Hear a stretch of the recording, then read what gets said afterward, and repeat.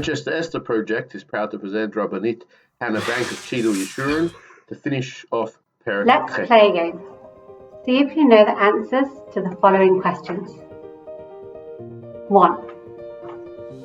In which biblical story does a Jew reach second in command to the king in a foreign land? 2. In which biblical story does a king have a disturbed night's sleep, which is pivotal to the plot? 3. In which biblical story does a dramatic turn follow a banquet where the guests are in the dark on a secret?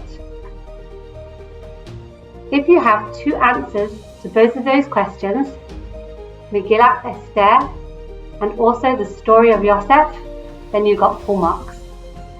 There are striking parallels between the 2 stories, as the Midrash also points out, both in style and in content.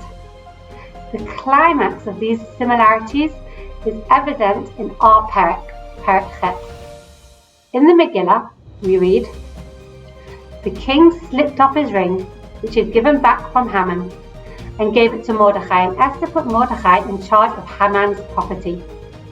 The Megillah goes on, "And you may further write with regard to the Jews as you see fit, and write it in the king's name, and seal it with the king's signet ring."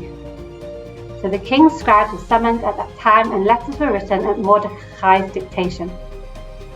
When it comes to the story of Yosef in Sefer Bereshit, Perek Mem Aleph, the wording and the imagery is strikingly similar.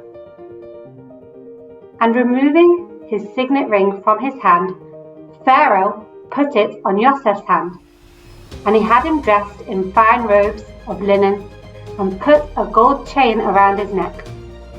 He had him ride in the chariot of the second in command." The message to us here is clear.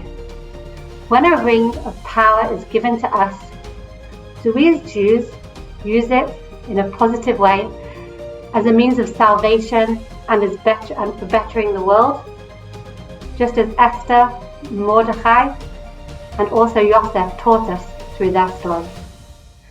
Wishing you all a Purim Sameach.